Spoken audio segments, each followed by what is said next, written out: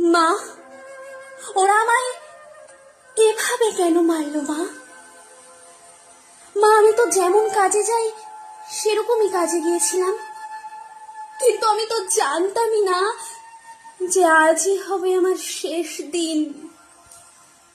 আমি তো আমার জুনিয়রদের সাথে একসাথে কত গল্প করতে করতে তোমার হাতে বানানো টিফিনটা খাচ্ছিলাম।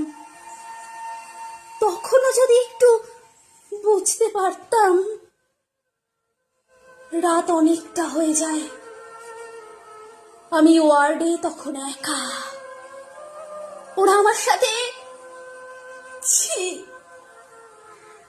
মা, আমার খুব কষ্ট হচ্ছিল জানো তো। অনেকবার আমি বারণ করেছিলাম, চিৎকার করেছিলাম, বাঁচাও বাঁচাও, কে আছো, আমাকে বাঁচাও।